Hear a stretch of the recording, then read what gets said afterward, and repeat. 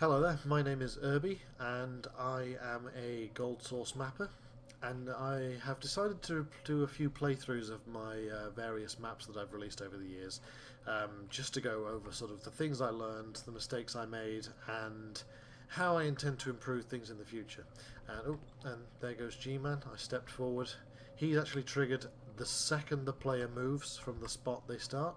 Literally, if they move an inch, they hit the trigger, because I wanted to make sure he was long gone by the time the player actually gets to open this door. So yeah, this is my competition entry for the TWHL competition 35, and it was to make a map in the same style as what we saw in the original Half-Life, which I jumped at the chance to get into because I absolutely love the classic look of Half-Life. And I just thought it would be a good idea to get one of my own maps sort of done and out there. So we're going to jump right in. So first thing we see, you start in this room. I don't like relying on ceiling lighting too much, so in here I literally got one tube working, and the rest of the room is lit by these posters. There's a little light under here, under the near the button, which doesn't do anything. This is locked, but it just gives an idea of where the player comes from. This light is out. There's a highlight up here. There's a light above the door. Just a whole bunch of lights, and there's a red light in this maintenance access area, which doesn't make any sense, but you'd have to climb up here and go through the plants to get there, but it engages the player. One thing I learned is to keep the player doing things, basically. If this was just a doorway into a maintenance area, the player would literally just walk through the door and that would be that. So here the player has to actively jump, and then jump again and crouch to get into this maintenance area. So first things in here, we notice is this door is blocked, we can't get in. We can see through it, so we know we can go in there at some point, but we can't get in there at the moment. And this storage door is also locked. So this is the only way to go. We go down this ladder. This drops down. This crate has no reason to be here, it just makes things a little bit more interesting, so the player drops down and they immediately bust into this, and then again the player has to jump to get out, or just put pressure on that edge and it will break and fall out. This area I wanted to be a lot larger than it is. If you think back to the canal that you see in the Unforeseen Consequences chapter, right before Office Complex, that's the sort of scale I had in my head. Obviously this is a lot smaller than that, and the change of tone here is a bit jarring. We've just gone from a pristine lab down one ladder and we're in the tunnels apparently under Black Mesa. Doesn't make a lot of sense, but it's but yeah, that's just what this is. And like I say, this was meant to be a lot larger but had to be scaled down. Or didn't have to be scaled down, I'm really bad at making large areas and it's something I need to work on. So we go in here, and first thing we see is this wheel here. There is a sign up here which a lot of people probably didn't notice. So do not close outlet without closing intake. That was meant to be a hint to just let the player know that the way to progress is to turn this wheel. And you will see that once that's turned, this door will start to close, and that will cause the water here to rise, so the player can get across to the broken ladder or the broken bridge, which can't be traversed otherwise. A couple of things to note in here is this door is locked. This door is also locked, but if the player tries this door and has their flashlight on, they will notice there's a padlock. That was meant that's meant as a hint a little bit later. It'll be a little bit more obvious in a moment. Another thing to note, there is a health pack here which we can come back to, and if we jump onto these crates and see if I can do this first time, jump across to these machines, we've got a clip and some magnum ammo. The magnum ammo is actually useless because in the end I didn't include the magnum revolver anywhere in this map. So now the water's risen, we can just scrape across here, go up the ladder or jump up onto this bridge, and again if we go back to this door we can see that it's locked, and again we see a padlock here which will come into play shortly. So we go through this door into this stairwell. First thing we see is this red door here which is locked. I was going to have a bigger stairwell beyond this, which the player would come back to, but in the end I ran out of time and just didn't dwell on that. So this is actually just a black texture behind this door, which I really hate doing. It's not something I get into a habit of doing. I like to flesh out areas as much as possible. It's literally just a timescale thing, the reason why that's there like that. Another thing to note, if we climb up onto this bin, there is a clip on top of this vending machine. So in this map, the ammo is hidden, and you really have to look for it. You can get through without searching for it. You can get through with the ammo you find just on the normal beaten track, but if you explore, there is extra ammo lying around. Again, this door would have met up with that stairwell, and the player would have come back possibly from above later on, but like I say, that section had to be cut. Into this vent, we see there's a vent cover here which we can't go beyond, but you can just see in the darkness there's actually some shotgun shells back there. And then we come out into this little maintenance room here, and we get the crowbar. So one thing to note with my maps, very rarely will you be able to break a crate with a crowbar. I don't like crates just shattering into a million pieces and then fading from existence, and it's just too much work to have crates sort of like dynamically destructible or anything like that. So I tend not to have breakable crates, and if they are breakable, I use like the damp wood texture or something like that to make it obvious that the crate's going to be weaker. So here we can see now, we can go to this door and we see the padlock, and hopefully at that point the player can figure out that they can whack that padlock and the door opens, and we see we're back to the start of the map. If I just go back in here now, we can go back. If we think, oh, I saw 2 other padlocks earlier, and there's this vent cover, we can bust that and get some shotgun shells. Come back here, and now, because the player's backtracking and I want the level to be interesting, this area will now spawn 2 head crabs. So, just a little bit of action to make the backtrack interesting. Come down these stairs again, and then another head crab will spawn here. Close. Okay, so we didn't get hit there, which is ideal. Go back through here, and now we can just walk along here, bust this padlock, and bust this padlock. And for that we get some suit charge. So a little bit of armour, and if we've taken any damage from the head crabs, this first aid kit is here on this desk. A lot of people I've watched play through the map, there's not many playthroughs online, but the ones I've seen, no one did that. They got the crowbar and just powered through. And as such they missed out on the suit charge, and I don't think anyone found the clips on top of the machines or on top of the vending machine. So now we can break these windows, and then we see a pistol, and the first thing we see as we go for this pistol is a head crab. So we know he's there, it can't take us by surprise, we know it's there, and okay, he hit me there, that's annoying. But we can take him out with the crowbar. We don't need to waste the pistol ammo if we haven't got it to spare. I fortunately do, because I've gone back and found those extra clips. This screen is destructible just because destruction is fun.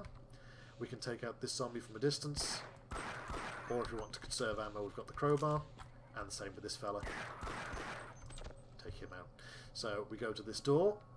We can see secure area only. It's a security door. There is a keycard scanner. If we try and use it, security lock is engaged. So the player now knows that they can hear stuff beyond the door, so that they hopefully know that they need to find a key card. So the only other place to go is this lab here, and I nearly got head crabbed there.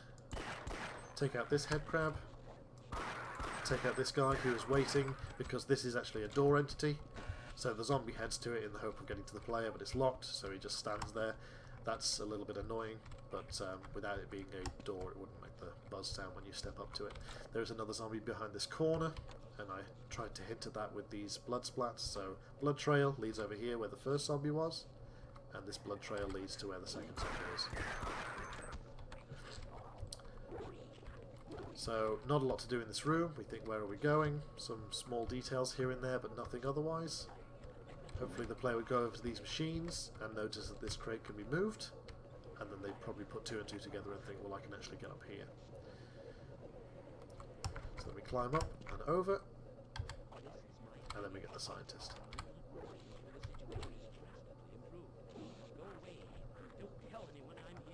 So it's just a line from Half-Life. We take the key card, get a nice sound and notification, and there is another clip down here in between the crates. And also, there are 2 clips on top of the computer over here, which, that's annoying, which you can just grab by jumping towards it. Let's see if I can do this. Ideally, alternatively, we could just push this crate over. It's another option you have. You should just be able to jump up and grab them. So there we go. We've got 17 in the clip and 69 to spare. We're doing okay for pistol ammo, and that's still our only 2 options. And now we can open this door. Secure override accepted. There we go. One thing I will note about this map is literally, I did put some details on the walls. There's slanted surfaces here, the occasional pillar. Just breaks things up a bit, makes it a little bit more interesting to look at. All the ceilings in this level will be using this, I think pretty much all of them are using this concrete texture. And if you play any more of my maps, you'll quickly learn that I absolutely love this texture, especially for ceilings. It's bland, it's fairly bland and uninteresting, and you can just make random geometrical shapes with it. Just just vertex manipulation. Completely random shapes that mean absolutely nothing, but it just makes the whole thing look a little bit more interesting. And again, this area is a bad example of the lighting. It's mostly lit by these main lights, but just for a bit of variation, we've got the red lights either end and the green light up here. No apparent reason for it, doesn't mean anything, it's just there to keep it varied. And this room is lit by nothing but these sprites and this light above the machine here. The main lights aren't working at all. And again, not a lot of ceiling lighting here. A few green highlights. In fact, I think... Oh, there's one here and one this side, and then there's 2 green highlights above the walls here. So this is the first real puzzle element of the map. It's not specific. It's not particularly difficult. We can just see there's a laser machine pointing at this. This door is locked. This button doesn't do anything, and we can see that the steps either side of this, but otherwise we can't do anything in this room. We can see there's a walkway above us. I'm hoping that when players actually walk into the room, that's apparent. Some people have missed it, I believe, but you can see there's a walkway up there, and it's relatively well lit, so the players know they can get up there. And I'm actually stuck. I've just got myself stuck. That's embarrassing. Bear with me. Huh. I never encountered that while testing it, and I don't think anyone who's played it picked up on it, but yeah, apparently you can get stuck in this corner here. That's something to look into. Right, so only place to go, smash this window. This is another section that really could have done with some custom signage, like the water tunnel before. But this switch won't do anything. I tried to make the red light a little bit more obvious, as it wasn't going to work. And this sign here, it's blurred really by OpenGL quite badly, but it says disconnect power before attempting maintenance. So it's supposed to suggest that you can't do anything with this lever until that beam has been stopped. So there's nothing else to do in this room. The only place to go is down here and through this door. This room is basically nothing. We've got the Vortigaunt here in this one corner who you can fight. Otherwise, absolutely no reason for this room whatsoever. Just pass through it, and here we've got a security door. And in this crate we find our shotgun, which we have extra shells for because we found them in the vent. Barnacle at the top of the ladder just to keep the player on their toes.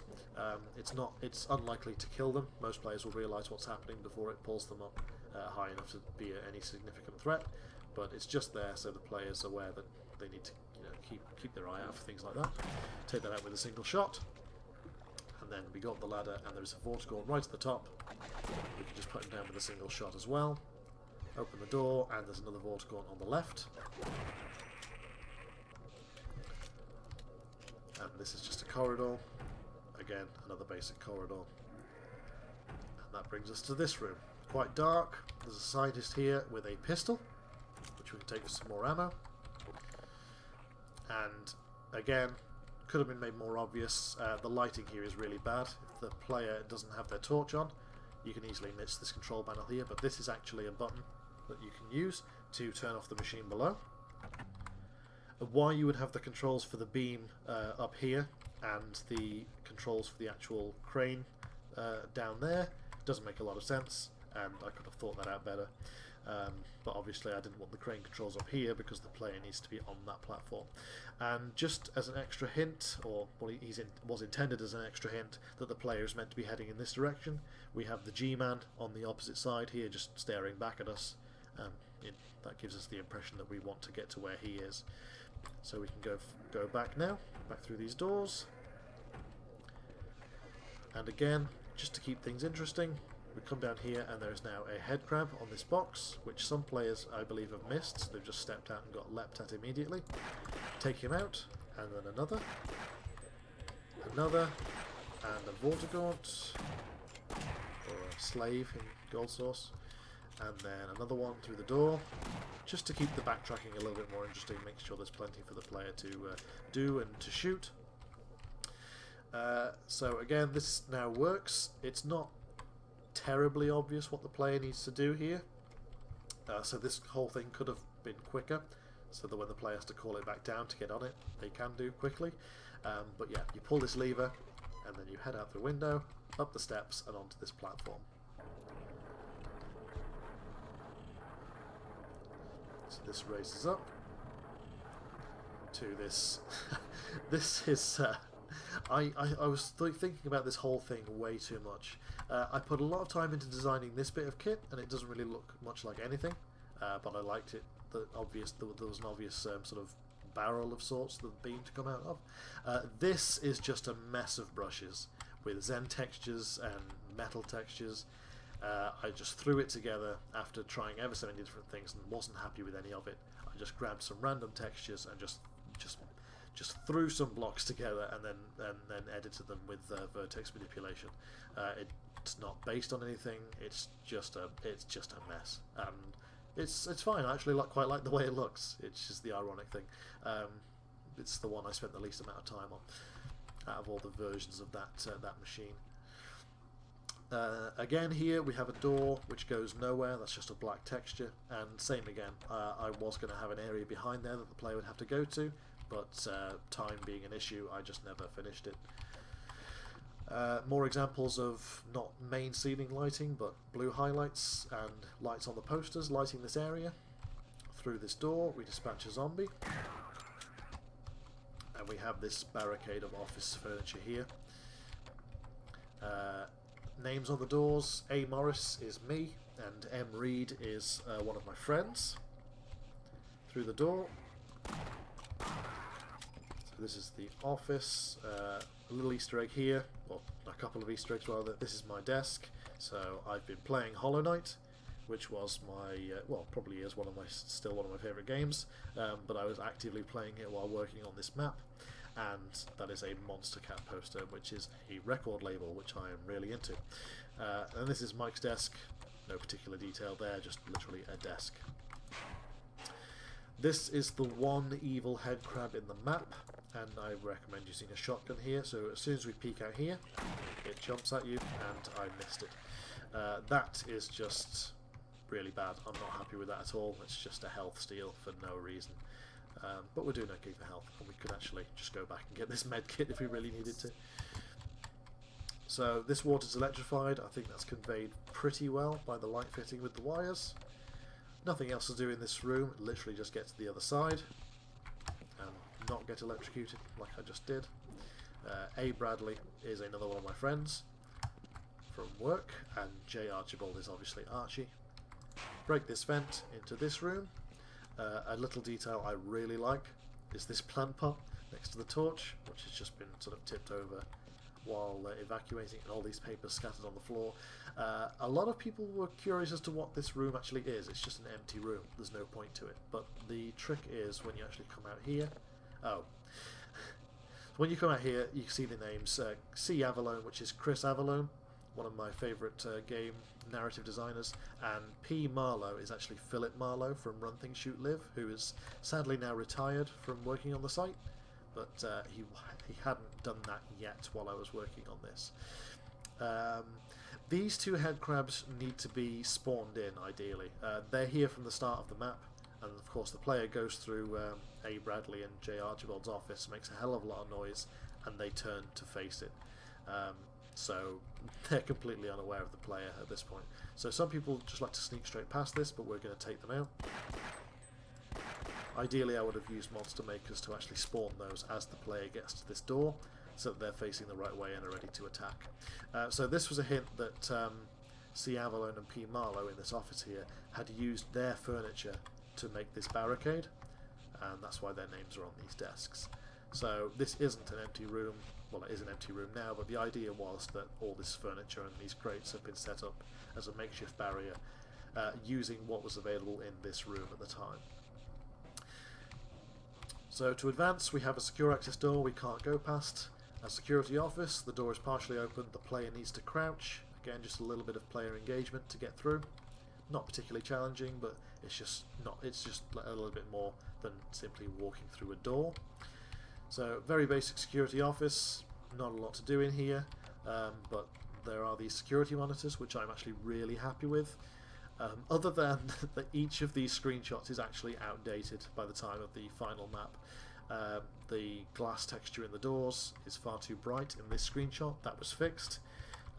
The head crabs weren't present, although it's not obvious in this shot, but the head crabs weren't present there. They hadn't been added yet. And this is actually the glass cube. So this is where the laser gun was that we rode up on. I assumed this would still be up by the time the player was up here, so that's fine. But this cube uses a completely different glass texture than what's in this screenshot. So these security monitors are actually showing an out-of-date map. Also, the player would have definitely broken one of these windows in order to get this far. I would have done some clever sort of manipulation here so that this changed based on what windows the player had broken, but again, just time constraints. And this is basically the end of the map now. This just comes out into another corridor.